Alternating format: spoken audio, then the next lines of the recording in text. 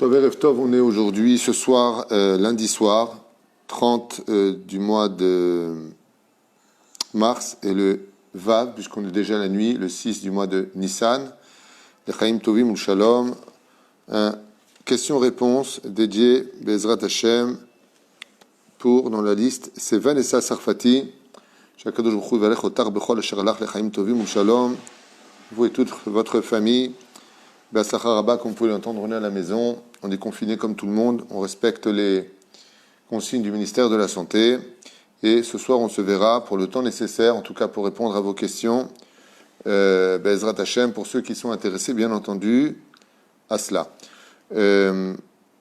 En attendant, une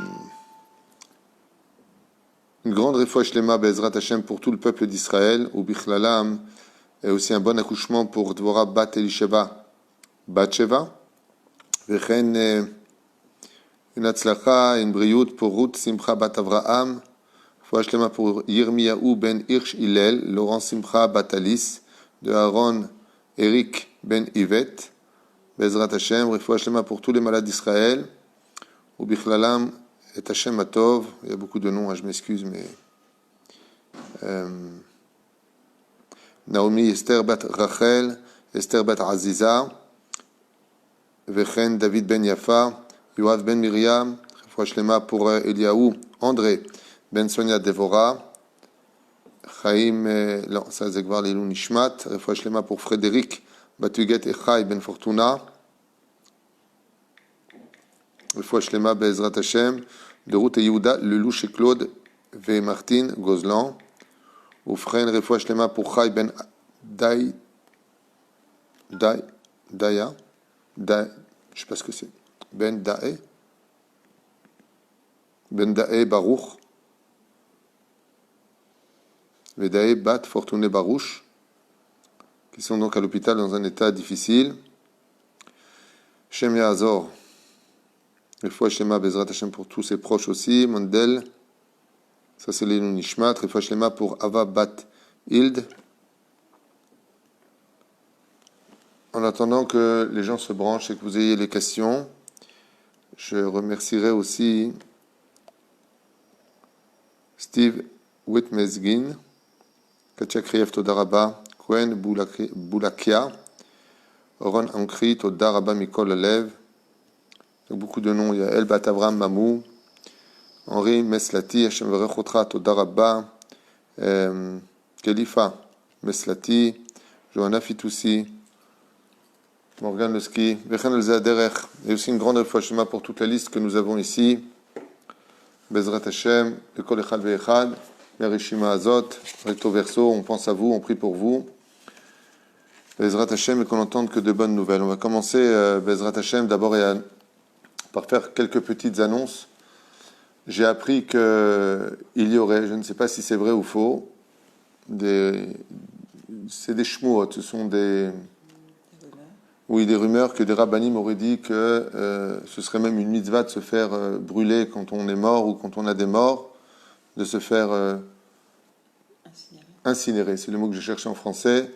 Vadaï, qu'après avoir vérifié ça aujourd'hui, puisque j'ai entendu cette rumeur avec des rabbanim spécialisés dans le domaine justement de la halakha, des poskim halakha israéliens, et par rapport à la pandémie, à ce qui paraît, il y aurait donc des rabbanim qui aurait dit une chose pareille, Bevadaï, que c'est strictement interdit, je ne sais pas sur quoi il se base. J'ai appelé des poskim, j'ai eu au téléphone même le Rav Yaron, spécialisé dans les halachot, qui est tombé par terre et m'a dit Leolam lo shamati davar kazé, qu'on brûlait des corps. Ce n'est pas une peste, il ne s'agit pas de choses qui ont atteint le paroxysme du non-retour, c'est un virus dangereux, et quand on a une personne décédée, dans le judaïsme, on sait que les corps ressentent tout.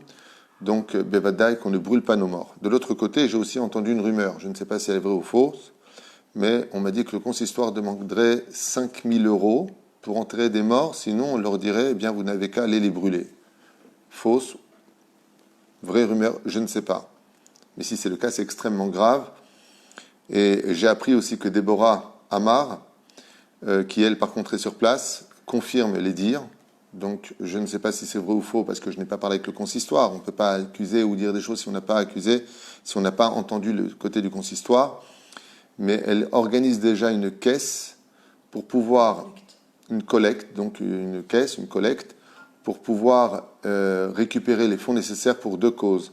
La première, c'est que, comme vous le savez, chers amis, Israël, et quand une personne meurt, c'est-à-dire quand la Neshama sort du corps, la Neshama ne trouve pas de repos tant que le corps n'est pas sous terre. Donc il est prioritaire, impératif. Dans l'état actuel des choses, malgré la difficulté qu'on rencontre tous sur le domaine financier, on a déjà fait des dons, on a fait Kimcha des Pisra, les paniers, on a la famille à aider, on ne sait pas ce qu'il va y avoir demain. Il y a des efforts ultimes à faire. Moi, je vous dis une chose, jusqu'à maintenant, tous les dons que nous avons reçus, on les a distribués, on ne les a même pas gardés pour la Hamouta, pour le Kollel, pour payer les loyers. On compte sur Dieu. Parce qu'on reçoit, on le donne tellement les gens sont dans une espèce de grande difficulté, mais on a confiance que celui qui donne aujourd'hui nous donnera demain. On marche avec Hachem. Mais la reine Dvorah essaye d'organiser pour des familles qui ont perdu un proche, qui ne s'en sortent pas du tout financièrement, ou alors Bichlal pour enterrer. J'espère que cette rumeur est fausse, que oi va voy, qu'on ose demander 5 000 € dans les situations actuelles pour enterrer nos morts. Ce serait inadmissible d'entendre une chose pareille. Je ne veux même pas penser que ça puisse être vrai. Hachem Ishmor Virahem, et oi va voy au Rabbanim de faire une chose pareille, de demander de 5 000 € pour enterrer une personne, surtout dans la situation dans laquelle on est. On n'a pas besoin d'être taxé, on a besoin d'être aidé. J'ai mis le lien pour ceux qui veulent aider sur la page. Donc voilà, nous-mêmes qui avons une amouta, nous-mêmes qui avons d'énormes sorties, nous participons volontiers à cette collecte, initiative de Dvorah Amar, autant pour moi, qui a pris vraiment sur elle et à cœur, avec de grosses larmes, puisqu'elle m'a confirmé, à mon épouse, pas à moi directement, pour être précis dans les mots, que c'était vrai, mais je n'ose pas le croire. Je n'imagine pas que le consistoire en France, si puissant, puisse achever, après la mort d'un juif, la famille aussi bas. C'est pas possible. Anilo mekabel et zegam. Mekabel chez Zelon Nachon. Bezrat Hashem. Il paraît qu'il aurait dit qu'il n'y aurait même pas besoin de faire le deuil. Qu'il n'y aurait même pas besoin de faire le deuil. Oui, Nachon aussi, on m'avait apporté ça. Alors écoutez, je ne sais pas quelles sont les références de ces rabbanim, je ne les connais pas. J'aimerais apprendre. Mais en tout cas, jusqu'à ce que j'apprenne leurs références, que si on mourait d'un virus, on ne prenait pas le deuil, j'aimerais juste qu'on me montre. Parce qu'effectivement, j'ai aussi appelé un rave très très baki dans le domaine du deuil, spécialisé dans le domaine du deuil. Et il m'a répondu, je n'ai jamais lu ça de ma vie. Moi, que je ne sache pas, je ne suis pas une grande référence. Je bouquine comme vous, j'étudie un petit peu. Lui, il est assis du matin au soir dans les études depuis des années. Il a ses théodotes de Dayan, ses théodotes de Rav, Yadin, Yoré, il a tout. C'est quelqu'un qui est assidu à l'étude de la Torah. C'est pas un Choser Bitshuva. C'est un homme qui étudie chez nous d'ailleurs. C'est un Avrer, mais qui est Rav de très haut niveau. Il m'a dit, mais Olam, jamais je n'ai entendu une chose pareille, qu'on ne portait pas le deuil. Quelles sont les références? Je ne sais pas, je ne connais pas. En tout cas, il se passe beaucoup de choses bizarres en ce moment. C'est vrai que ce sont des cas Yotse Minaklal qui sortent de la généralité, mais j'entends beaucoup de choses qui demandent réflexion. J'aimerais en faire une, par exemple. J'ai reçu à l'instant, donc je ne sais pas si je vais pouvoir vous le montrer. Je vais vous le montrer à vous, en espérant que vous pourrez le voir. Voici la lettre signée. Voilà. Juste un instant. Bon, c'est pas celle-là, c'est l'autre. Il y a tellement de lettres et de courriers, la vérité, que... Voilà. Alors, je ne sais pas si vous le voyez. Ici, c'est la lettre signée par les deux grands rabbanim d'Israël, Ashkenaz et Sepharad. Pour ceux qui le voient, je vous montre leur signature. Ici bien, le Rav David Lao, grand rabbin du rabbinat Ashkenaz, et ici, Maran, le Rav Yitzhak Yosef, qui ont écrit donc une lettre, qui ont signé, comme quoi qu'il était strictement interdit de repousser la date d'une Brit Mila. Et j'ai entendu pourquoi ils ont écrit cette lettre, parce qu'est venue aussi à leurs oreilles une rumeur que des rabbanim en France auraient dit que, vu la situation de la pandémie, eh bien, on ne pouvait pas faire la Brit Mila en son temps, et qu'on on pourra la reculer, ainsi de suite. Ces deux rabbanim, vous pouvez lire la lettre en hébreu, on crie au scandale en disant « Mapitom », il n'y a aucun éther pour faire une chose pareille, une Brit Mila se fera en son temps, dans les consignes du ministère de la Santé. avec le Moël et non pas un médecin ou un docteur. Donc il se passe beaucoup de choses en France, j'entends beaucoup de choses, mais sachez que ce sont des initiatives qui demandent des références. Je ne sais pas ce qui se passe. À Val, la France, ça bouge beaucoup. Pénurie de viande, apparemment, il n'y aurait plus de boucherie, fermerait. On dit la Brit Mila, ils sont en train de fermer.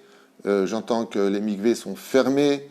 Je ne sais pas ce qui se passe, mais Zélo Besséder. Il faut laisser un mikvé ouvert par région, que les personnes puissent y aller. Alors si elle ne peut pas y aller, par exemple, le vendredi, qu'elle puisse y aller au moins Motzei Shabbat, dont les consignes, pas besoin d'être nombreux dans la voiture, Chaz Shalom, la femme y va, se trempe avec le chlore, nettoyer à l'eau de Javel, elle y va avec les gants, avec le masque, elle mettra le gel alcool, comme on fait en Israël. Et on n'a pas eu de problème avec cela. On a fermé une partie des mikvés, d'autres sont ouverts, on essaie de trouver des solutions, et les Brit Milot se font mamash à comité restreint. Alors au lieu qu'il le fasse avec la bouche, dans ce cas-là, il peut le faire avec le tube pour retourner la peau de la Brit Mila, par exemple, pour ne pas infecter. On ne sait jamais s'il aurait éventuellement le virus. Mais ce que j'entends est extrêmement grave et je ne sais pas. Comment on peut aller contre ça, justement, pour ceux qui sont en France et qui vivent ça? C'est-à-dire que quand quelqu'un est mort et qu'on lui dit non, il vaut mieux que tu ailles le faire incinérer. Hachem Ishmor, je ne peux même pas entendre des choses pareilles. Je n'imagine pas un monsieur représentant de la Torah, un vrai représentant de la Torah, dire si tu ne peux pas payer 5 000 euros, alors va brûler ton mort. C'est le Gehinam. On est arrivé au plus bas du plus bas. On ne peut pas imaginer. C'est du devoir de la Rabbanout en France, du consistoire, de faire les choses gratuitement. C'est le moment d'ouvrir les caisses et de dire oh, on est là pour le peuple. Le peuple n'a pas cessé de donner. Depuis que je suis en France, petit, j'entends donner au consistoire. C'est au consistoire aujourd'hui de bouger et de donner. Je ne peux même pas imaginer une chose pareille. Shem Ishmor. Déjà que pour les mariages, c'était une guerre. Tu te maries, il faut que tu te ruines. Alma Velama. Alma Velama. Donc, comme je connais certains rabbinim du consistoire que je connais comme des personnes élogieuses, comme le Rav Assous, que je connais très très bien, qui est un grand rave, le Rav Marciano, que je connais très bien aussi, Baruch Hashem, très bien, je le connais, je n'imagine pas que ce soit possible. Peut-être que ça vient de plus haut, peut-être que ça vient de plus bas, mais on ne pouvait pas faire plus bas que de dire une chose pareille, ça par contre c'est sûr. Je n'ai pas de solution en Israël, je ne sais pas quoi vous dire. En Israël, grâce à Dieu, on a du respect pour nos morts, on ne les brûle pas, on les enterre. La Chevra Kadisha marche, on les fait venir de France, on les enterre avec respect. Je pense que chaque représentant de la Torah doit être un exemple, surtout dans une période aussi délicate, où on n'a peut-être jamais eu autant besoin de nos rabbinim pour les prières, pour les enterrements, pour les brit milot, pour les mariages confinés, et de donner un bel exemple, et non pas comme ce torchon qu'on vient de voir sur Mea Shearim, avec ce qui vient de se passer de Chilul Hashem énorme qu'il y a eu à Mea Shearim, parce qu'ils ont refusé d'écouter les consignes du ministère de la Santé, à insulter nos soldats et à faire ce genre de choses. Je ne compatis pas avec eux, je ne me reconnais pas en eux, et je n'ai rien à voir avec eux. Amen. Apparemment, il y a quelqu'un qui dit que le consistoire a fait un communiqué pour démentir. Oh, Todarabah, c'est bien ce que je pensais. Donc voilà, vous entendez déjà. À ce qui paraît, ouais, c'est bien des rumeurs, il faut faire très attention à ce qu'on dit, mais c'était pas possible. Je te l'ai dit quand tu me l'as dit, Valérie, ce n'est pas possible. C'est pas possible. Je demande sur démentir de quoi? Pour les Brit Mila ou pour les... Démentir de quoi? De toute façon, on n'est pas aux informations régionales, je ne m'appelle pas Roger Giquel, et moi je ne viens pas juger les gens. Je dis simplement que si vous avez des références en France, des rabbinim qui disent que vous pouvez brûler vos morts, que vous ne faites pas de la Brit Mila, que faut payer 5 000 euros maintenant pour enterrer son mort. C'est-à-dire que le mec, déjà, il n'avait pas de quoi manger. En plus, on lui demande pour enterrer. Alors, qu'est-ce qu'il fait? Il le met dans son placard. Je n'ai pas compris comment ça se passait. S'il y a des références au fait que l'on dirait, à ce qui paraît dans les rumeurs, qu'on ne porte pas de deuil pour quelqu'un qui est mort du virus, juste des références de la halakha, parce que jusqu'à maintenant, avec les géants... Pour les Brit Milot, c'est un démenti. Ah, pour les Brit Milot, c'est un démenti, et pour le reste, c'est pas un démenti? Ils savent pas. Ils ne savent pas. Donc, on restera dans le côté et le domaine rumeur, juste pour, dans ce cas-là, pourquoi en parler? Pour vous prévenir que si chas shalom, on vous dit, un mec avec une barbe, avec une kippa, qui ferait mieux de changer dans ce cas-là de métier à la limite. C'est un métier qui va brûler son mort, Hashem Ishmor V'Rachem. Brûler le mort ne peut se faire que dans le cas où d'une peste bubonique, dans un cas d'extrême avec un rabbinat, mamash, qui dirait que même le corps sous terre pourrait tuer d'autres personnes. Dans ce cas-là, il y a un digne de rodef, ça veut dire un digne de meurtrier pour le corps qui continue à tuer des morts. Là, avec ce virus-là, il n'y a eu aucune information, aucune confirmation qu'un corps sous terre pouvait, chas v'shalom, être contagieux. La reine fait très attention et ne faites surtout pas brûler vos morts. Hachem Ishmor Virachem, ils sentent tout et on n'en est pas là. Okay, les rabbinim se sont aussi levés contre cela ici. Donc ce qui se passe entre la France et Israël, c'est que les rabbinim ici, qui sont de grands spécialistes de l'étude de la Torah, sont un petit peu déboussés. Quand je leur pose la question, ils tombent des nues. Hein? Quoi? Mais Agnès. Donc nous, ce qu'on veut, c'est pas critiquer, c'est juste les références, parce que si on vous parlez au nom de la Torah, nous aimerions étudier cette même Torah. Voilà ce que nous disons, parce que, comme m'a dit Laura, il m'a dit, quand j'ai posé la question, il m'a dit, dis-leur qui t'envoie les références. Quel shoot? Shoot, c'est quel posek halacha, sur quoi il se base, de quoi est-ce qu'on parle. Voilà. Ok? Là. Il y a des questions-réponses? C'est sur ce que tu parles là maintenant. C'est mais sur Pessah, sur la situation. Il n'y a pas de questions du tout des gens? Il y a du monde de Birklal qui Là, pour l'instant, ils réagissent par rapport à ce que tu dis. Très bien, top. C'était juste une parenthèse, parce que ce sont des rumeurs à mon goût, mais je me devais aussi de tenir les gens au courant. Là, ils disent que le consistoire a fait un communiqué comme quoi de faire les Brit Milot en clinique. Est-ce qu'on aurait droit de faire une Brit Mila en clinique? Si on fait la Brit Mila par un moël en clinique et que ça ne coûte pas une tonne d'oseille, ken. Maintenant, une Brit Mila, à partir du moment où on a une naissance d'un enfant qui vient au vent de le sortir de l'hôpital, à 8 jours précis, ici, le Rav Yitzhak Yosef, ainsi que le Rav David Lao, les deux grands rabbins d'Israël, disent mamash le 8e jour. On n'est pas obligé d'être 800 personnes, même d'être à Minyan. Il suffit simplement d'avoir le Moël. Pour marier un couple, il faut qu'il y ait le Khatan, la Kala, le Rab et 2 témoins. On peut marier. S'il y a 2 témoins, Nigmar, on peut marier. Pour une Brit Mila, il faut juste le Moël. Les Mazel Tov se feront par les vidéos, éventuellement. Si la personne maintenant vient avec ses gants, qu'elle a été Bezrat Hashem confinée, et que là où...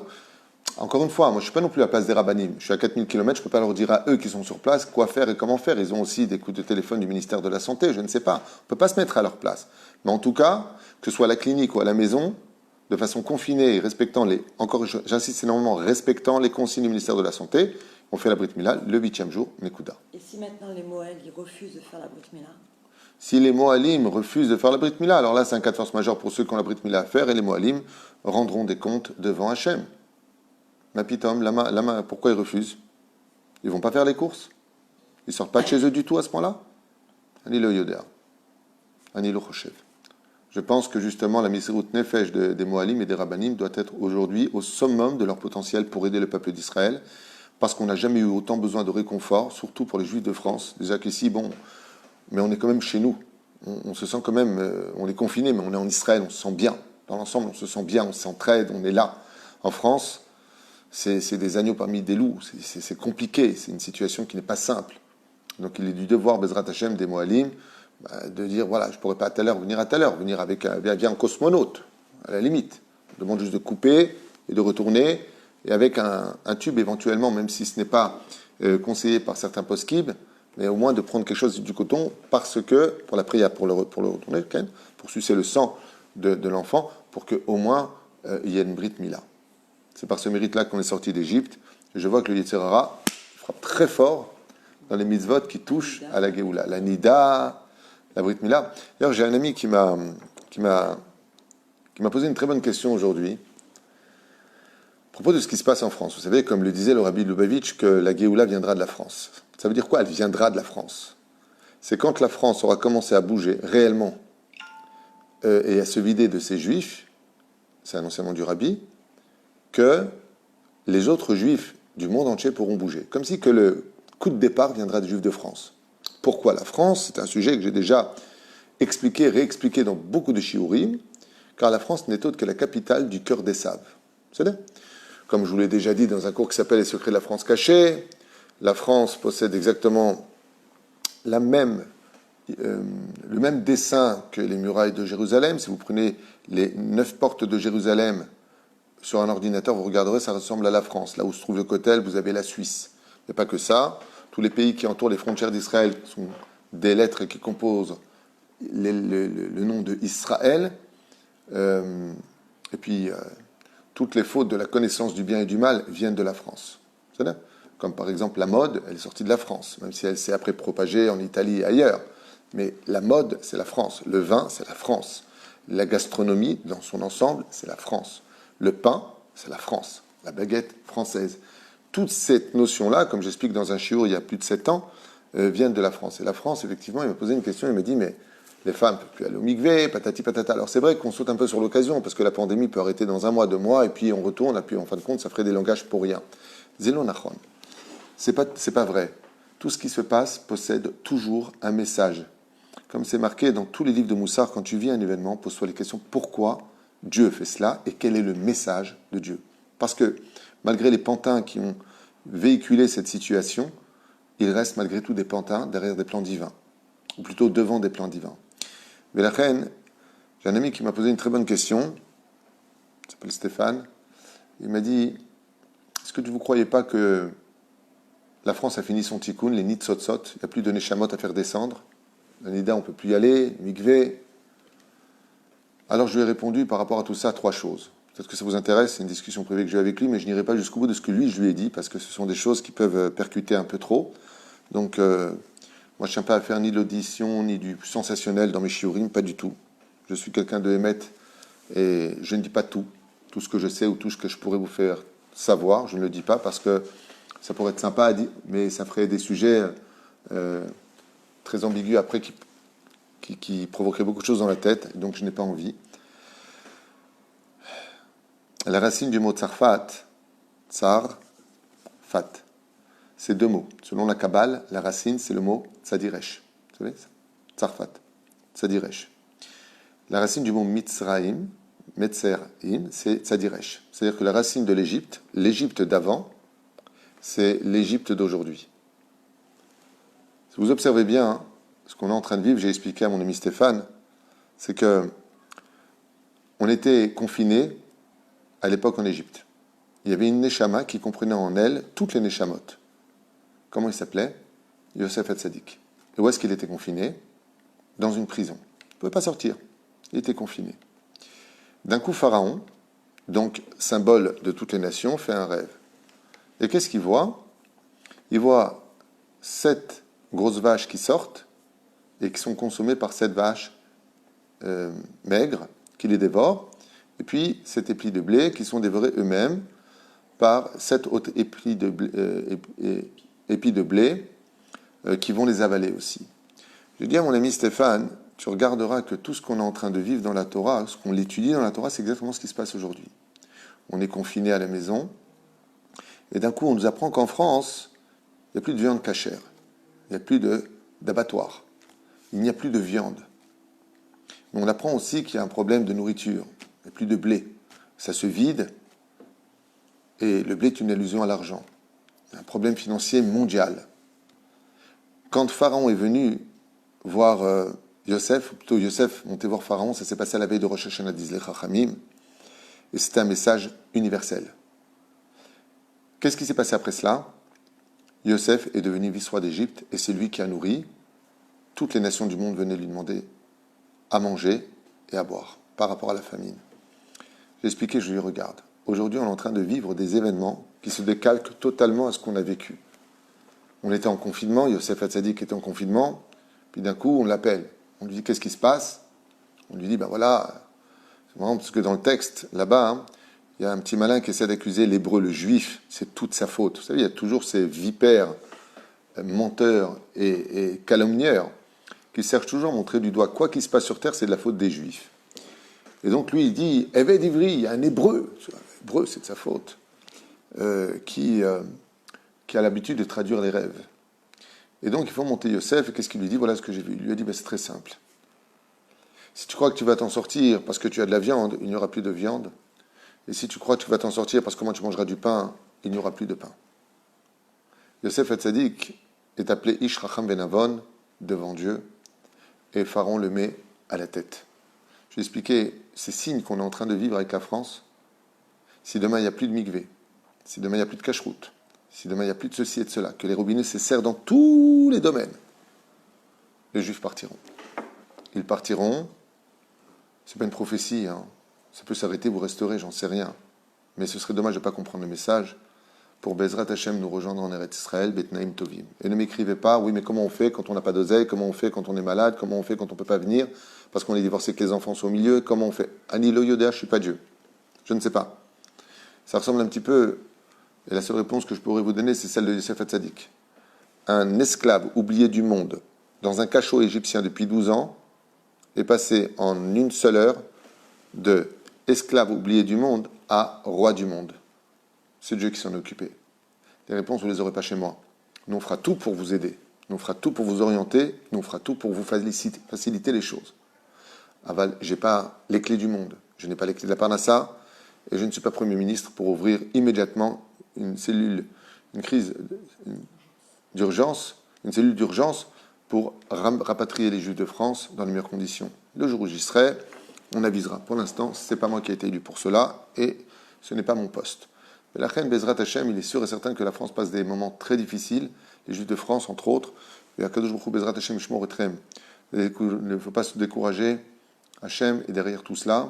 Et Bezrat Hashem, bientôt vous sortirez de cela. En espérant que tout ça finisse très très très très vite et dans de bonnes conditions, sans guerre civile ou sans guerre mondiale. Bezrat Hashem. Amen. Ken. Justement, par rapport aux Hébreux, il y a une question de Tzion Partouche. Y avait-il des Hébreux qui vivaient les 10 plaies d'Égypte comme les Égyptiens? Seuls ceux qui... Alors comme ça. La question, c'est est-ce qu'à l'époque des 10 plaies, justement, en Égypte, est-ce que les Hébreux ont été frappés par les plaies? Réponse, non. Sauf une. Les Hébreux étaient tous confinés dans la ville de Goshen, province d'Égypte, très très très grande province, et tous les Juifs vivaient là-bas. La province de Goshen a été totalement protégés par Hachem. Donc les plaies ne les ont pas frappés. Seulement parmi eux, il y a des gens qui avaient décidé de ne pas sortir d'Égypte, qui s'étaient totalement habitués à l'esclavage, et puis de qui plus est, ne voyaient pas d'espoir pour quitter l'Égypte, traverser un désert pour entrer en Israël et se battre, retrousser leurs manches et se battre. On trouvera ces mêmes épisodes à l'époque des Meraglim. Les chefs du Sanhédrin, les religieux, eux-mêmes vont commettre cette même erreur en disant on a tout ce qu'il nous faut en Galoute, les yeshivot, les mikvaot, les baté midrashot, on a tout ce qu'il faut, on n'a pas besoin de venir en Israël, on s'est fait Jérusalem là où on est. Si vous ne me croyez pas, lisez dans le livre Sefer Hasidim, il le dit noir sur blanc ce que je dis. Ce n'est pas de moi, ce n'est pas des opinions personnelles, mais bon, je ne veux pas cacher la vérité constamment pour vous faire plaisir. Mais la reine, eux ne sont pas sortis d'Égypte et ont été frappés. Les rabbanim du désert, les meraglim, qui ont cherché à protéger d'un côté leur honneur, de l'autre côté la facilité de l'étude de la Torah, au lieu de combattre le Yeshuv Eretz Israël, de s'installer en Israël, Parashat Meraglim Shelach Lecha Anashim. Encore une fois, vous n'avez qu'à la lire, non pas comme une histoire préhistorique, mais comme un fait qui se répète d'année en année, ne sont pas sortis. Et le Midrash nous dit que les Hébreux, qui étaient juste 80% en Égypte, sont appelés Rechaim. Pourquoi? Parce que ça s'arrange ou ça ne s'arrange pas en Égypte, ils ne comptaient pas monter en Israël et ils ne comptaient pas quitter l'Égypte. Alors Akadosh Baruch Hu les a tués en une seule plaie, celle du Rocher. La 9e plaie d'Égypte n'a pas réellement eu lieu quelque part pour les Égyptiens, mais elle est venue masquer une honte que le Créateur du monde a tellement eu honte de la réaction de ces gens-là qu'il les a tués. C'est la 9e plaie d'Égypte. Chamushim alou bene Israël mi Mitzraïm. Chazal, ils disent, Chamushim, 20% seulement sont sortis. Et le reste, ils disent, on est très très bien là où on est. On n'a pas besoin d'être angoissé, arrêtez, il faut monter, stop. C'est très dur Israël, nachon. Mais il faut qu'on y arrive. C'est notre but à nous, tous, un par un, on se donne en la main. Bezrat Hashem, on y arrivera. Ken. Bon, une question de Pessar. Une question de Pessar. Qui a acheté du collier d'agneau, mais il n'y a pas marqué Kacher les Pessar dessus. Est-ce qu'elle peut l'utiliser? Elle a acheté où? Dans une... Kacher. Vadaï que c'est Kacher, mais c'était dans un cellophane, c'était comment? Je sais pas, boucherie française. Dans le cas où il n'y a pas marqué pour l'agneau la viande, vous la rincez parfaitement. C'est cachérisé en France ou c'est à cachériser? Parce qu'en France, je me souviens qu'on cachérisait la viande, tandis qu'ici, elle est déjà cachérisée quand on l'achète. Mais qui surveille la Inyan, si vous avez de la viande et vous n'avez que cela, Bezrat Hashem, si elle n'est pas cachère les Pessar, en général, la viande est toujours cachère les Pessar, mais on ne sait jamais.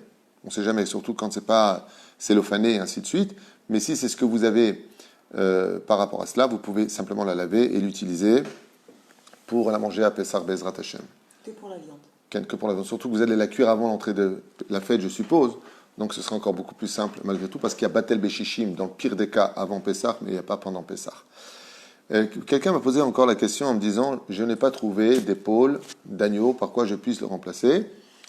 Il y a plusieurs déotes, il y en a qui disent le cou d'un poulet, vous pouvez le remplacer tout simplement par une côte d'agneau. S'il n'y a pas l'épaule d'agneau, vous mettez une côte d'agneau, vous mettez un morceau de viande qui pourra tout à fait symboliser l'agneau pascal, puisque de toute façon, ce n'est que symboliquement qu'on le place sur le plateau, Bezrat Hashem. Tu peux rappeler que tu as fait les cours sur la cachérisation? Alors oui, absolument. Juste comme ça, je voulais vous rappeler que nous avons fait des shiurim sur comment cachériser la maison, comment cachériser la vaisselle, comment cachériser une vaisselle dans le mikvé que je viens d'acheter. Ça veut dire j'ai acheté une vaisselle maintenant, par exemple chez Ikea ou n'importe où. Comment je fais toutes ces réponses-là, vous les avez dans un shiur qui s'appelle Cachérisation des ustensiles de Pessah. Sur YouTube, sur toratraim.net, où vous voulez. On a déjà fait tous ces cours et on répond dans tous les cas de figure à toutes vos questions pour vous éviter de les poser.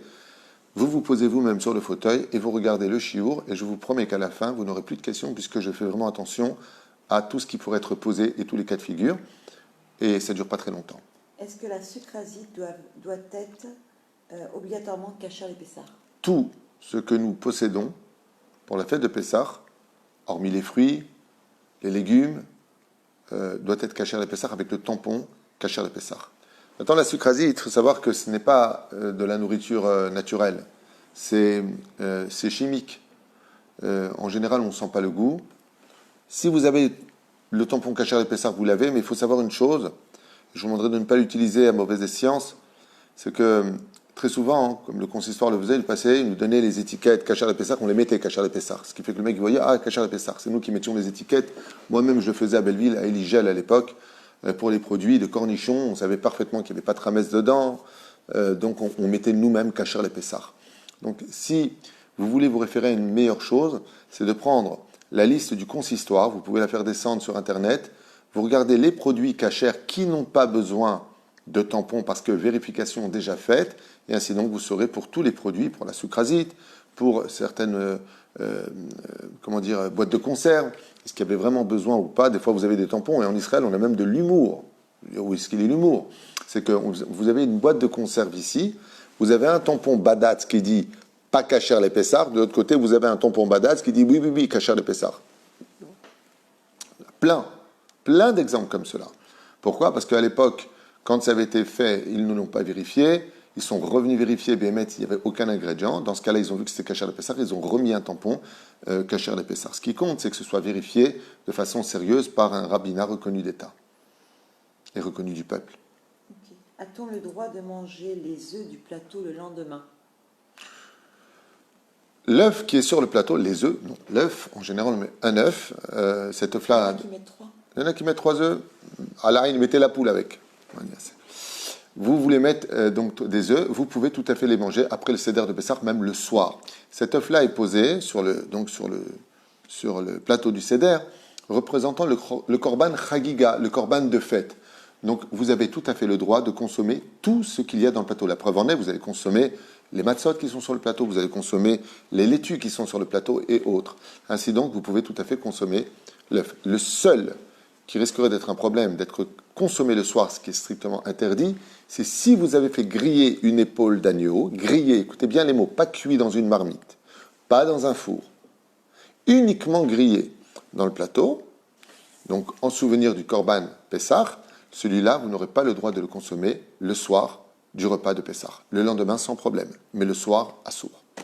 Sinon, tout le reste, mettez du sel avec, la brioute, retrouvez le sourire et kiffez. Est-ce que si on a utilisé la boîte de sucrasite cachère les Pessah, on peut la mettre de côté après pour Pessah? Okay. Si vous l'avez, toute chose que vous avez ouverte, en général, on a très peur que ce qui s'ouvre, avant Pessah, ça a été en contact. Mais si vous l'avez ouvert, et que vous avez par exemple un coin de la cuisine qui est totalement propre, Kacher les Pessah, vous l'avez ouvert, vous avez fait vous-même attention, vous êtes mashgiach que rien ne l'est touché, vous la refermez, vous l'utilisez, Vadaï Sheken. Vadaï. Et d'ailleurs, c'est ce que vous allez faire. 2-3 jours avant Pessah, vous allez commencer à cuisiner pour Pessah. Surtout en France, vous avez 3 jours, Yom Tov, Shabbat. Donc vous allez ouvrir. Alors quoi, on n'ouvre pas? Vadaï, vous ouvrez. Juste faites attention pour celui qui ouvre, de mettre 2 kissouim, 2 plastiques, par exemple, si vous ouvrez une bouteille, de bien vérifier que la bouteille est bien fermée, et à la limite de la scotcher pour être sûr que quelqu'un d'autre derrière votre dos viendrait à l'ouvrir et puis d'un coup faire une omelette avec je ne sais pas qui pas quoi, en tout cas une bouteille d'huile ou autre. Vadaï Sheken. Ce qu'il faut, c'est les hashgiach, veiller à ce que si vous ouvrez quelque chose avant Pessah, donc quand même quelque chose avant Pessah et non pas dès maintenant, c'est parce qu'on est encore assez loin de Pessah, il pourrait se passer trop de choses avec tous ces jours. Mais si par exemple quelqu'un est seul chez lui dans son studio, il est seul, il sait exactement ce qu'il fait. Il ouvre une bouteille d'huile qui est cachée à la Pessah. Il a besoin d'une huile dans sa cuillère et il verse. Il referme la malo. S'il veut l'achmir, ça a été ouvert, Vazareto Satana, le monde s'effondre, qu'il le fasse. Mais si, par exemple, il y a des enfants, c'est plus problématique. Qui t'a dit que les enfants n'ont pas mis quelque chose? Qui t'a dit ce que tu as? Alors si tu prends maintenant, tu fais une armoire spéciale, cachère le Pessah, tu sors, tu as besoin, et que c'est cachère le Pessah, tu as besoin de quelque chose, et que tu refermes, tu sais que c'est toi, et tu as fermé, personne ne peut y aller. Mais peut-être que vous avez le droit de ressortir ces aliments pendant Pessah. Concernant l'os du plateau, on Okay. a l'habitude, c'est un minag, de le prendre, de le mettre dans le congélateur ou dans le frigidaire après les fêtes, quoi. On le garde comme ça, l'os en lui-même. L'os en lui-même. Est-ce que c'est vrai? Est-ce qu'il y a une... C'est la première fois que j'entends ce minag de garder l'os dans le frigidaire ou dans le congélateur. Les Tunisiens, eux, ils mettent de l'herbe. Ils mettent des feuilles de laitue sur toutes les portes après Pessah. Pourquoi? Parce qu'ils disent que comme ça, c'est un minag pour que l'année soit verte. Ça veut dire fructueuse, dans le bon sens. J'avais jamais entendu cette question avant maintenant. Je ne savais pas qu'il y a des gens qui faisaient ça. C'est un minag algérien. Et oui, ou peut-être marocain, je ne sais pas, je me rappelle pas. mettre l'os dans le congélateur. Au congélateur, au frigidaire. Et à quoi ça sert? Je ne sais pas, avec du papier aluminium. Comme ça, je ne connais pas. Il faut demander à celui qui a ce minag. D'après, on le jette après. Ah, jusqu'au Pessah d'après en plus? On regarde, c'est un minag. Alors, apparemment, c'est peut-être comme l'histoire des Haravot. Peut-être que c'est un truc protecteur, un truc, je ne sais pas. C'est-à-dire, le mec, il y a un voleur qui rentre et il tombe sur un os. C'est une blague, mais je ne connais pas. Je ne peux pas répondre. Quand est-ce qu'on boit le 5e verre de vin? On ne le boit pas. Enfin, vous pouvez le boire. Mais en général, on ne le boit pas. On verse un verre de vin qui est pour Elionavi Zachor Letov, on le met de côté. En général, qui sert ce vin, ce 5e verre? On attend Eliaou. Alors, c'est une blague parce que ce Pessah, on dit Kol derfin yete veyechol, que tout celui qui a faim rentre chez moi et vienne manger. On est tous confinés chez nous, personne ne va chez personne. Donc, ça va être bizarre. Mais peut-être que c'est Elionavi Zachor Letov qui viendra. La reine, ce verre de vin-là est symbolique pour Elionavi. Ceci étant, on avait l'habitude de laisser ce verre de vin-là aussi pour l'invité, pour le pauvre. Pourquoi? Parce que là où il y a des pauvres, il y a toujours Elionavi, il y a toujours la Shekhinah exactement, qui vient sur l'épaule des pauvres. Il faut savoir que quand vous avez le mérite de recevoir une personne pauvre chez vous pour manger, eh bien, vous avez reçu la Shekhinah chez vous. Parce que toujours avec le pauvre, il y a Hachem. C'est-à-dire? Donc en général, on garde ce vin. Nous, on a l'habitude, comme tous les juifs, d'avoir le verre de vin, on met derrière d'ailleurs. Et puis quand on a fini le seder, on ouvre les fenêtres, on regarde comme ça, est-ce qu'il y a vos Mashiach? Le Yavo Mashiach, est-ce que vient Eliyahu? Est-ce qu'on aura une bonne nouvelle ou pas? Et si on voit qu'il ne vient pas, eh bien, on jette ce verre de vin. C'est pour ça que pour prendre un tout petit verre, pour pas qu'il y ait bal tachrit, ce serait dommage de jeter du vin, surtout dans la période dans laquelle on est. À propos de cela, une femme aussi m'a appelé en me disant, je suis dans une région de Paris, je ne me rappelle plus laquelle, je n'ai pas la possibilité de sortir, je n'ai pas qui m'emmène, et de qui plus est, je n'ai pas de vin, je n'ai pas de jus de raisin. Comment est-ce qu'on fait pour le seder de Pessah? Je me rappelle une fois que ma mère m'avait posé la même question il y a très très très longtemps, c'était dans les années 92, 93, et elle n'avait pas de vin et pour le kidouche du vendredi soir. Dans ce cas-là, avant l'entrée de Shabbat, avant l'entrée donc de la fête, vous avez la possibilité par contre d'acheter des raisins chez les non-juifs. Vous allez chez un primeur, vous achetez de grosses grappes de raisins magnifiques. Vous prenez la râpeuse, et vous fabriquez vous-même votre vin en faisant attention qu'il n'y ait ni les pépins, ni la peau. Simplement, vraiment le jus de raisin. Et sur cela, Bezrat Hashem, vous pourrez faire éventuellement votre kidouche.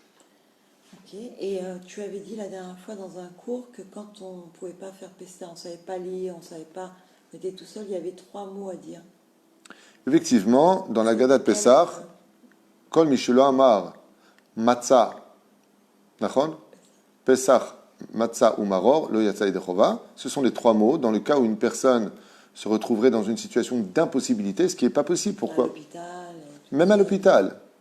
Mais imaginez que, pourquoi? Il peut lire en français, il peut lire en phonétique, il peut le faire. S'il a envie de le faire, il peut le faire. Mais une personne, par exemple, qui, lui, ne peut pas faire, pour X raison. Alors il fait son kidouche, il dit Pesach, Matzah ou Maror, Bezéou. Et c'est comme si qu'il avait fait Pessah. Je vais te raconter ce qui s'est passé. Quand il y a eu l'aliyah massive des Juifs de Russie, ils sont arrivés pour Pessah, ils étaient à peu près 1200 personnes. Un rave que je connaissais était là-bas. Maintenant, pour tenir un seder de Pessah avec des Russes qui ne comprenaient pas l'hébreu, qui disaient être juifs, après vérification de leur mère, et ainsi de suite, c'était avant que le Bagat se mêle de cela et qu'aujourd'hui on peut faire monter n'importe quelle personne.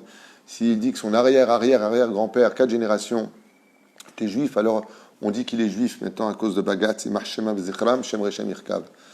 Non, Mamash Lo. Qu'est-ce qu'a fait le Rav? Il a levé tout le monde et dit, répétez après moi, Pesach, Pesach, Matzah, Matzah, Maror, la brio de Betavon. C'est où? Et ils se sont assis, ils ont mangé. Après, bien entendu, manger les casetotes et ce qu'il y a à faire. Et est-ce qu'ils pourront récupérer ce Pessah à Pessah Sheni?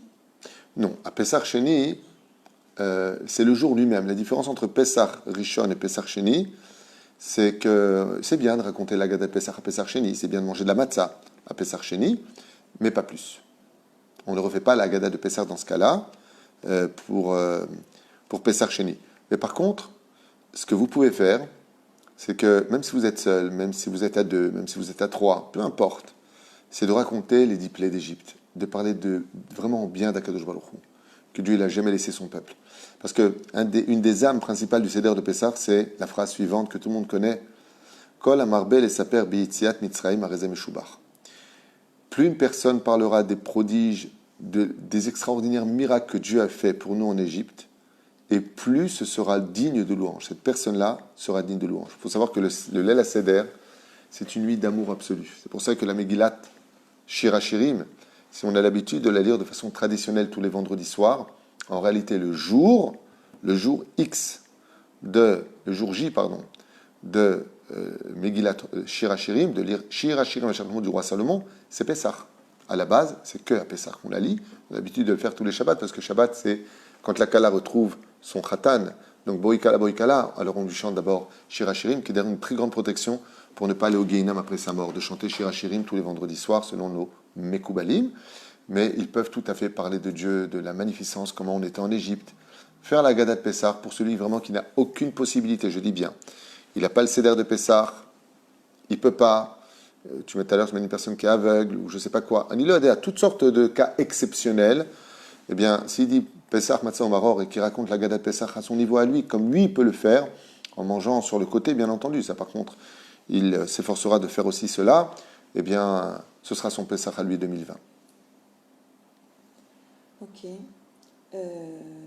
Mais il est préférable de faire comme ça que de mettre le zoom. Ah oui, de redemander les gens. Encore, regardez, on ne va pas rentrer dans cette polémique. Tous les rabbanim, poskim halacha, que ce soit le Rav Yitzhak Yosef, le Rav Shlomo Amar, le Rav David Yosef et tous les autres, interdisent formellement le zoom pendant Yom Tov. Voilà. Maintenant, qu'il y ait des rabbanim qui ont permis, qui disent ça à leurs élèves, mais d'enseigner ça au clan d'Israël, Vadaï Shelo. Dans un cas de Pikwach Nefesh, une personne a des problèmes respiratoires, qu'il est seul chez lui, c'est du cas par cas, et qui serait dans une situation où Bémet, il y a besoin d'avoir une vidéo, qu'est-ce qui se passe, où est-ce qu'il en est. Alors dans ce cas-là, qu'il aille voir son rab et qu'il lui explique la situation, il pourra mettre une caméra, parce qu'il y a une notion de Pikwach Nefesh. Mais de mettre le zoom, de toucher le zoom, de mapitam, en davar kazé. J'ai déjà fait plusieurs cours sur cela, j'ai même apporté les références du Rav Ovadia Yosef sur ce sujet-là, et avec tout le respect que je dois à tous les grands de cette génération qui disent que oui, ce serait permis, ils n'ont pas encore le niveau des Gedolim d'Israël. Im kol hakavod. Im kol hakavod. Je ne fais pas de zilzoul, je sais qu'il y a un dayan extraordinaire, le Rav Eliaou Abergel, Shlita, qui est un dayan exceptionnel, Afbeddin de Jérusalem. On ne parle pas de n'importe qui, on parle de quelqu'un qui a une très bonne connaissance en Torah. Avlim kol hakavod, zadain lomaran, zadain kol hakavod lekulam. Le Kalvachomer, des Kalvachomer, que lui-même, de ce que j'ai entendu, qu'on m'a rapporté, il avait dit au cas par cas et non pas pour une généralité. Mais bon, celui en tout cas qui me suit, moi, le plus petit des petits rabbins, mais pas le plus moche, c'est une blague. Assour, Bechlet, de mettre le zoom pendant un Tov. Voilà, pour être plus clair, interdit, no, nine, les. Qu'est-ce qu'on peut dire de plus? Quelqu'un qui vient de Routs-Laretz et qui passe Pessah en Israël, comment elle fait le deuxième jour? Elle le fait, c'est quoi la question? Si une personne n'habite pas en Israël. Elle n'habite pas en Israël, elle habite en France. Elle est venue et elle passe les fêtes de Pessah ici, donc elle est dans venue, sa famille, avec sa famille. Est-ce que cette personne est mariée? Il faut poser la question, parce que c'est la suite. Pour pouvoir répondre, il faut avoir toutes les données. Alors, d'accord, on va donner les deux réponses. Si une personne vient de Routs-Laretz, on a déjà fait un cours sur ça, je vais quand même y répondre. Selon les Lubavitch, donc celui qui est 100% Lubavitch, qui fait tout comme les Lubavitch, patati patata, et lui il dit non, pour moi je suis Lubavitch, je suis né en Ukraine. Ok. Pour les Lubavitch, la chita, c'est que si tu fais la fête en France, tu fais 2 jours, tu fais les fêtes en Israël, tu fais 1 jour. Ok. Pour le Rav Mordechai Eliyahu, celui qui a acheté sa maison, qui fait régulièrement ses allers-retours, il a une adresse, une Teudat Zehut, il peut faire qu'1 jour. Selon Maran Arav Ovadia Yosef, notre maître, notre dirigeant spirituel à nous tous, en tout cas, monde Sfarad, en tout cas, il faut savoir que dans le monde entier, on est majoritairement, majoritairement, il y a un truc qui n'allait pas. On va tous selon Maran Arav Ovadia Yosef, une personne qui est touriste et qui vient en Israël devra faire 2 jours. Mais il y a des conditions. Si par exemple elle vient au Shalosh Regalim, elle est là Pessah, Shavuot, Sukkot tout le temps, elle fait qu'1 jour, même si elle vit en France. Si cette personne a un appartement, elle a une Teudat Zehut, selon le Rav Ovadia Yosef, mais qu'elle vit en France, même si elle est israélienne, mais elle vit en France, où est-ce qu'elle vit Tachles? En France, elle fait 2 jours, même si elle a sa maison. Selon le Rav Ovadia Yosef, Ilchot Yom Tov. Si, maintenant, cette femme est mariée et qu'elle est en Israël, elle vit encore en France, elle fait 2 jours. Mais, si cette femme est en âge de se marier, qu'elle est célibataire, et on lui pose la question, dis-moi, si tu rencontres l'homme de ta vie, ou pareil pour un garçon, tu rencontres la femme de ta vie, est-ce que tu restes? Ouais, je pense que oui, tu fais qu'1 jour, même si tu comptes retourner en France. Ça, c'est selon Rav Ovadia Yosef. Donc comme ça, on a fait le tour de la question, et vous avez la réponse. Maintenant, comment elle fait 2 jours? Elle fait 2 jours. Là où elle est confinée, elle fera un jour de faire un jour de Yom Tov. Elle fera 2 jours de Yom Tov, tout simplement. Donc 2 fois la Gadat Pessah. Et sur le côté, non, les femmes sur le côté, elles ne le font pas en général, mais elle fait le même Seder, Bezrat Hashem, Vezéouzé. Ken? Non, je rappelle aux gens parce qu'ils demandent des questions concernant le jeûne du premier-né, la cacheroute, la hagala. Tout ça, les jeûnes de premier-né, j'en ai fait des shiurim entiers. Comment on fait si on est confiné? Je les ai fait hier, avant-hier, j'ai tout fait. J'ai fait exprès ces cours-là. Vous les retrouverez sur YouTube. Vous tapez Rav Twitou. D'ailleurs, vous reconnaîtrez les fleurs qui sont derrière. Regardez bien les titres. Jeûne des premiers-nés. Là-bas, tout expliqué en une demi-heure. Pour toutes vos questions avec l'aide d'Hachem, vous pourrez obtenir réponse à vos questions, puisqu'on a fait un tour général du sujet. Par contre, pour la Séouda des Bechorot, des premiers-nés, le jeûne des premiers-nés, il est préférable, ou petit 1, de faire une Séouda sur des fruits et légumes, parce qu'on sera rentré dans l'heure de ne peut-être plus consommer Bichlal de Chametz, ou, deuxième option, de faire ça sur du mezonot. Nous, en général, tous les ans, Beth Midrash, bon là, le Beth Midrash est fermé depuis 2 semaines, pratiquement, on faisait la Séouda sur des gâteaux kasher de Pessah. C'est-à-dire qu'on fait attention à tout cela, de ne pas consommer non plus du Hametz sous prétexte de le faire. Par contre, pour le Zoom, comme je vous l'ai déjà dit, pour le Seder, pour le jeûne, on a le droit de participer en Shiduchai, en direct, par le Zoom ou par Skype, ou je ne sais pas quel système, FaceTime. Vous avez le droit de participer de chez vous au Siyum HaSechet qui est organisé chez celui qui le finit, de vous organiser un petit plat derrière pour pouvoir faire Borepire Adama, Boremini Mezonot, Kasher de Pessah, ce sera préférable, Bezrat Hashem, sur des fruits ou autres, pour ne pas jeûner le jour du Siyum HaSechet. Pour ceux qui n'ont pas tout cela et qui voudraient faire eux-mêmes, eh bien, il vous suffit de... j'ai fait un cours dessus, je sais, je finis juste comme avec ta permission, c'est prendre une petite masechet, Netilat Yadayim, Tamid, et de faire juste au moins les Mishnayot avec Barthénora, par exemple, ou le Kehati, et si vous avez fini, vous pourrez vous-même, chez vous, mettre un terme à votre jeûne, et puis, si vous êtes bien entendu l'aîné, et voilà, que vous pourrez consommer et ne pas jeûner. Si une personne n'a pas l'habitude de manger du riz et qu'elle veut donner du riz à ses enfants ou à son enfant ou à son bébé, enfin un enfant de 1 an. Il n'y a pas de problème, selon la halakha, de manger du riz. Même la Gemara, même si la Gemara dit dans Psachim qu'il est interdit de manger du riz, il y en a qui m'impitent, tout à fait manger du riz. Ce qui compte, nous, c'est la halakha.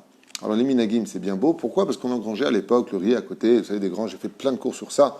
Énormément de cours sur cela, avec les références de la Gemara, les références de la halakha, que vous retrouverez sur toratrain.net. On les engrangeait dans les granges à côté du blé, donc il fallait vérifier. Les gens disent, non, je préfère pas. Il y en a qui disent, Bichlal, que le riz, c'était une des céréales. Donc il y en a qui disent, Mapitam, comme Rabbi Yochanan ben Nouri, dans la Gemara de Psachim, qui lui interdit de manger du riz. Aval, selon la halakha, minadin, c'est un minag de ne pas le manger. Il n'y a aucun problème, Rabotai, de manger du riz à Pessah. C'est bien. Ça ne peut pas être plus clair que cette phrase. La reine, une personne qui ne mange pas du riz peut tout à fait donner du riz à manger à ses enfants, surtout qu'il n'y a pas d'interdit dans ce domaine. S'il veut cesser son minag, il fait atarat nedarim et il mangera du riz et c'est très bon.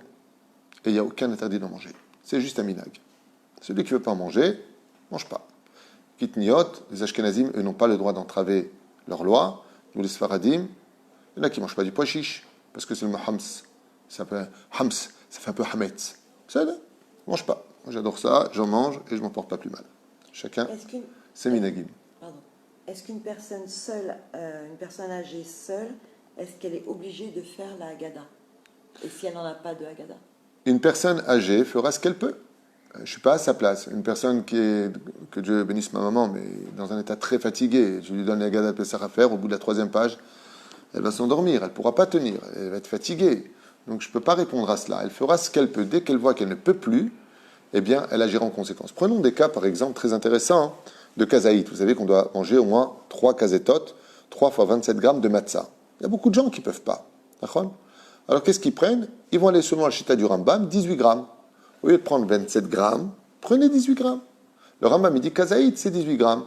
Donc, tu prends une matzah de 18 grammes, tu la mouilles tu peux même la mouiller sous l'eau. Nous, les Sfaradim, on n'a pas de problème avec ça, de mouiller les matzot. Il n'y a aucun problème. Celui qui veut l'ahmir, yahmir. Alpi alacha, moutar. Donc, tu prends ta matzah, tu la mets sous l'eau pour pouvoir la croquer.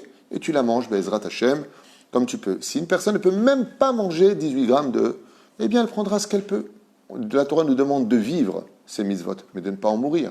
Donc, si vraiment une personne ne peut pas, un tout petit bout, elle peut. Voilà, Hashem, c'est mon kazaït à moi, je suis fatigué, je ne peux pas, je ne suis pas bien. Elle mange, elle m'a la saute. Pour un four pyrolyse, est-ce qu'on peut mettre le plateau de Khalavi tout et ça, le plateau de Bassari en même temps pour faire la pyrolyse? Dans l'absolu, oui. Dans l'absolu, oui, parce que la pyrolyse monte à 500 degrés. Il est préférable de les faire séparer. Cachériser. Pour cachériser. Mais Bevadaï que la pyrolyse, contrairement à ce qui a été enseigné, moi j'enseigne aussi ce que j'apprends avec mes rabbanim à moi, pour mes rabbanim qui sont posek halacha, de leur côté aussi. Le four pyrolyse monte jusqu'à 500 degrés et les plateaux sont utilisables, je dis bien, les plateaux sont utilisables pour Pessah. Et c'est important de le savoir parce que c'est dommage de dépenser beaucoup d'argent. Si vous avez des plateaux que vous achetez une fois pour toutes, en achetant vos fours, d'ailleurs c'est ce qu'il faut faire, quand vous achetez un four, je vous donne un très bon conseil. Quand vous achetez un four, de demander le jour où vous l'achetez, un double plateau. Vous le prenez, payez-le. Vous le prenez et vous marquez dessus Pessah, comme ça vous n'avez plus tous ces problèmes et ils seront éliminés. Par contre, le four pyrolyse monte à 500 degrés et à 500 degrés, c'est prouvé scientifiquement qu'il n'y a ni du chametz, ni quoi que ce soit qui puisse rester vivant ou exister sur un plateau quelconque dans un four pyrolyse. Est-ce qu'on doit peser les aliments avant la fête de Pessah ou on peut les peser pendant Yom Tov? Oh, chez la Tova, excellente question. Il y a une marloquette à savoir, est-ce qu'on va selon le nefar ou le mishkal? C'est-à-dire, est-ce qu'on va selon le volume de la matzah ou est-ce qu'on va selon le poids de la matzah ou du maror, donc les feuilles vertes. Réponse finale, pour ne pas rentrer dans toute cette marloquette qui serait un peu longue à expliquer, mais on va selon le poids, donc on va peser 27 grammes et non pas selon le nefar. On pourrait utiliser le volume dans un cas de cas de force majeure. Aval ki karon, on peut le peser, il est préférable de le peser quand on est des familles nombreuses avant la fête de Yom Tov, donc de Pessah.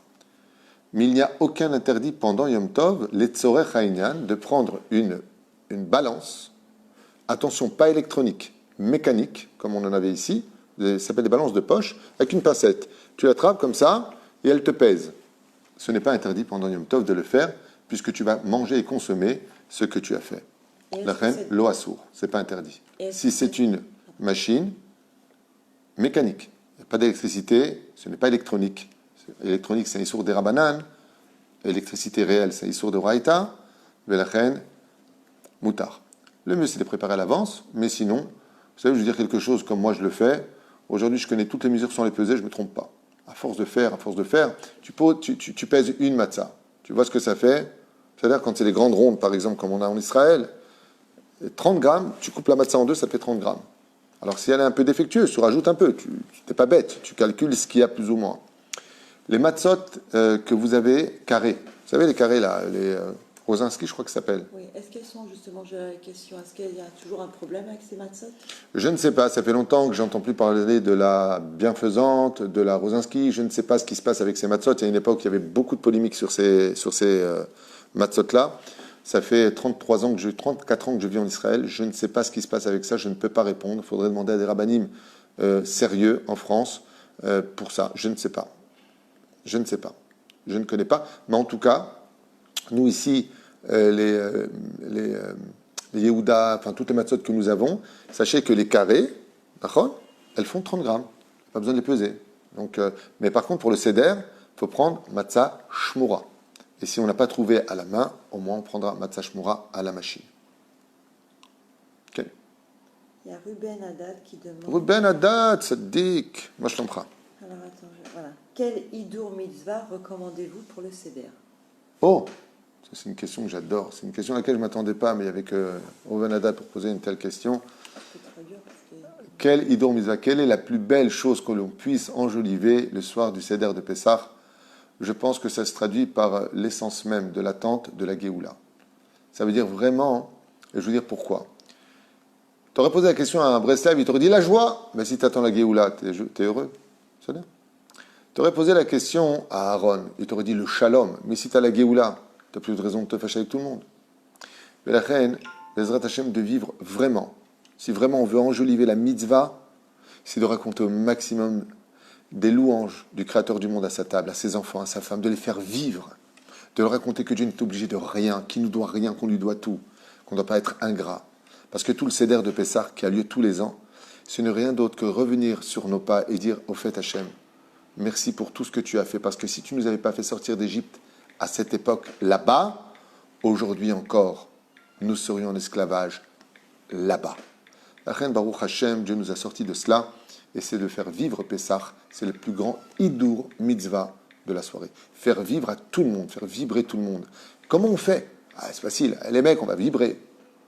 Comment? On pose des questions, on prépare à l'avance, on prend un carnet, voilà, question sur Pessah, on prépare des petits cadeaux pour les enfants, des surprises, avec les moyens du bord, avec ce qu'on peut trouver. On prépare la soirée, on prépare des histoires. Et bien entendu, on ne s'attarde pas trop. On va selon le rythme, écoutez bien ce que je vous dis, c'est très important. Les Mekoubalim, ils durent jusqu'à 2-3 heures du matin, même s'ils ont fini la matzah avant, la fikomen avant Chatzot, Laïla, avant le milieu de la nuit, c'est sûr. Mais faites très attention à table, vous, les pères de famille, ou les mamans qui sont des fois aussi monoparentales, de bien veiller à ce que toute la table avance avec vous. Parce que des fois, vous allez vous étaler, et la joie du Seder devient une galère. Parce qu'on se dit, j'en peux plus, quand est-ce que c'est fini, quand est-ce qu'on mange, quand est-ce que Birkat Amazon, il faut après nettoyer. N'oubliez pas cette Torah de vie. De faire la Gadat Pessah, de la commenter, mais d'avancer. D'avancer. Une fois que c'est fait, qu'on est passé à table, ça y est, maintenant, on a fait Nitilat Yadayim, on va remanger la matzah, on passe au repas, on remonte le moral de tout le monde, on donne de la force à tout le monde, on aime tout le monde, on parle de personne, pas un mot sur un juif, particulièrement le soir du Seder, ce serait débile de faire une chose pareille. Et puis après, on les emmène vers Birkat Amazon, dans une grande joie avec le verre de vin. Puis après, on fait le Hallel, en chantant, Shmat Kol Chai. fois qu'on a tout fini, on passe dans le salon, les enfants seront fatigués, la femme épuisée, avec un sourire, un regard bienveillant, frachir Shirim, avec une jolie voix. Puis après, si vous avez la force, vous faites un peu de Zohar, un peu de Mishnah, un peu de Seret Pesachim, si vous pouvez, durer un petit peu. Voilà comment on fait Pessah. Moi, tous les ans, vous pouvez demander à ma femme, je regarde toujours vers la fenêtre. Et je dis à Kadosh Baruch Hu, Ribono Shel Olam, nous on avait tout préparé pour la Géoula, peut-être que tu nous envoies maintenant le roi Mashiach. Allez, vaille. La première fois que j'ai fait ça à ma femme, première année de mariage, elle pensait que j'étais fou. Elle me dit, qu'est-ce que tu fais? Avec qui tu parles? Qu'est-ce qu'il y a? Je suis Ani Mechakelo. Ani Mamash Mechakelo. Et s'il ne vient pas ce Pessah, il viendra le Pessah d'après. Et s'il ne vient pas le Pessah d'après, nous, ce qu'on a à faire, c'est de lui dire qu'on est prêt. Et Dieu fait ce qu'il veut. D'accord. D'autres questions? Non, si tu peux juste rappeler que les gens, s'ils veulent participer, pour les gens qui ont du mal à enterrer leur mort. Oui, je rappellerai effectivement ce dont on a commencé, pour ceux qui veulent aider, ceux qui peuvent, dans vos régions en tout cas, vous renseigner pour enterrer. Vous savez que c'est une très grande mitzvah, Chesed Shel Emet, ça s'appelle d'enterrer des juifs. À ce qui paraît, encore une fois, je parle d'une rumeur auquel je refuse de croire. On demanderait 5 000 € pour enterrer dans une période comme la nôtre des morts, alors que ça devrait être fait à mon goût, Bichlal, pour une somme modique, pour dire autre chose. Voilà, donc il y a une caisse qui est en train de se faire, une collecte par Devorah Amar. Charcoar, Devorah, pour tout ce que tu fais beaucoup de bien, grâce à Dieu. Tu t'occupes beaucoup des autres, tu prends à cœur, tu aimes ton peuple. Ça te donnera beaucoup de mérite pour beaucoup de bonnes choses, la Lavo. Et puis chacun de vous, Bezrat Hashem, je vous demanderai aussi de penser à vos épouses, pour les hommes, de les aider, de les consoler, vraiment de les remonter. Les femmes ont besoin d'être remontées aussi moralement. Elles ont tout sur les épaules, elles ont tout sur le dos, elles n'ont pas une vie facile. Et puis vous, mesdames, de votre côté, veillez à vous faire joli pour vos maris. Ah, il a dit un mot qui n'était pas à sa place. Laissez passer. Laissez passer. On va dire comme ça, ne prenez pas à cœur. Les enfants, si vous écoutez, veillez aussi à aider vos parents, ne pas trop crier, de leur obéir, Ezrat Hashem, de ne pas vous battre. Et vous, de l'autre côté, n'oubliez pas que les enfants ont le droit à l'erreur, mais pas vous. Donc comprenez-les, ils sont dans une situation aussi difficile. La reine, si chacun comprend et garde bien son poste, son rôle à jouer, il n'y a aucune raison pour que cela se passe mal. C'est d'occuper Bezrat Hashem par des livrets Torah. Des heures, on étudie la Torah, des horaires, on joue ensemble, des horaires, on va se reposer, des horaires, de fixer comme ça une espèce d'emploi du temps jusqu'à ce que cette épreuve difficile se finisse et passe, Bezrat Hashem, afin que l'on sorte glorieux et avec le sourire. Juste si tu peux rappeler, il y a une dame qui demande, pour le Hallel, est-ce que les femmes doivent lire le Hallel avec la bracha De Pessah, oui. Le Hallel de Pessah, même du soir, elles le disent avec la bracha. Avec la bracha? Oui. Et bon, là, elle dit avant qu'il rentre de la Beth Knesset, mais il n'y aura pas de Beth Knesset, à moins que si, il y aura peut-être la Beth Knesset, il ne faut pas être négatif. Et si elle n'a pas eu le temps de la lire, est-ce qu'elle peut le lire après le dessert? Il n'y a pas de dessert. Mais après le dessert, on refait encore un Hallel. Il n'y a pas de dessert. Quel dessert? Si, on peut tout à fait prendre le dessert après la ficomane. On peut tout à fait boire un café ou manger un fruit après la ficomane. Il faut garder le goût de la ficomane. Mais Keikaron, en général, on évite les desserts, mais on peut boire un café, enfin, on peut même. Chacun son minag aussi là-dessus, Bezrat Hashem. Mais on fait encore le Hallel après. Donc si on ne l'a pas fait avant, c'est un peu problématique. Puisqu'on va le faire 2 fois après, de suite. De l'homistader, il faut le faire avant. Zéo? Voilà, juste quelqu'un qui dit qu'il y a quand même eu 182 morts dans la communauté juive en France. C'est un drame, j'entends, et je peux vous affirmer que je confirme. Par contre, là, tu vois, c'est pas une rumeur. Je confirme. J'ai toute la journée moi-même, Rav Tutu, mon père est mort, ma tante est morte, ma mère vient de mourir aujourd'hui. Je vous parle de ça aujourd'hui. 82 ans, 78 ans, j'ai eu tous les âges, même 84 ans. Shem Yazor. C'est une maca qui est quand même limitée, même si la vie d'un juif vaut tous les trésors du monde. Mais il y a aussi un message pour nous. Et j'espère que Bezrat Hashem, ce message, ça te traduira par 2 choses. Un changement de notre façon d'être une preuve d'émouna et une résurrection des morts. Comme je vous l'ai déjà dit, la mort n'est pas le dernier mot de l'histoire. C'est pour ça qu'il y a la résurrection des morts. Parce que s'il n'y avait pas de vie après la mort, ça voudrait dire que la mort est plus forte que la vie. Et donc, dans ce cas-là, si c'est la mort qui l'emporte, c'est que la vie ne mérite pas d'être vécue, puisque c'est toujours lui le gagnant. Réponse chez les Juifs, la mort n'est juste qu'un passage qui ramène à la vie. Parce que pour revivre, il faut mourir. C'est une Maka qui est très difficile. C'est une situation qui est très délicate parce qu'on ne peut pas les accompagner. On est confiné à la maison. Il y a énormément, vous savez, de gens qui sont décédés en France autour de moi. Et la famille est ici. Ils ne peuvent même pas aller. J'ai un ami qui a perdu son père. Il est terrifié de la situation. Il est retourné de la situation. Ils essaient de faire venir le corps. Ils parlent de faire passer par certains pays suspicieux. C'est très dangereux. Anilo Idea. Mais on est face à une situation vraiment de grande mise à l'épreuve et il faut rester transparent, éviter de prendre à cœur tout ça, mais il faut prier. Si Akadosh Baruch Hu a multiplié tout cela, j'aimerais vous dire une phrase du Talmud dans Masechet Sanhedrin. Avant que ne vienne le Melech HaMashiach, on n'aura pas le temps de se soigner de la morsure du serpent qu'on sera frappé de la patte de l'ours. On n'aura pas le temps de se soigner de la patte de l'ours qu'on sera déjà mordu par le lion. On n'aura pas le temps de... C'est exactement ce qu'on vit aujourd'hui. On n'a pas le temps de pleurer un mort qu'on entend déjà celui-là qui est malade. On n'a pas le temps de... non-stop.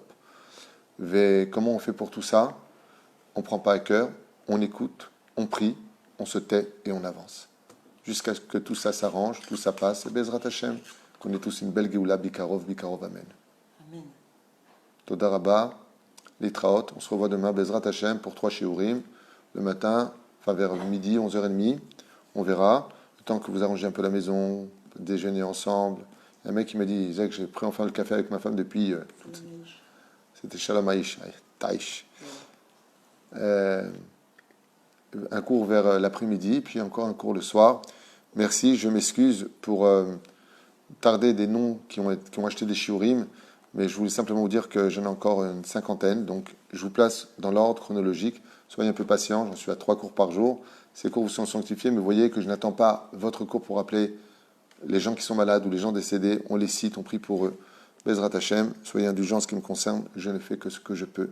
Et beaucoup de remerciements pour votre aide. Vous avez été nombreux à nous aider et continuez à le faire parce qu'on est nombreux aussi ici à aider. On a encore des familles qui tapent tout le temps à la porte et ils viennent prendre leur enveloppe. Pour d'autres, on fait des virements pour qu'ils puissent aussi passer le fête de Pessah, Bezrat Hashem. On n'a jamais vu quelqu'un devenir pauvre de la tzedaka qu'il a donnée, dit la Gemara. Jamais. La reine, que Dieu vous remplisse de joie, d'abondance, de richesse et de Géoula. Toda.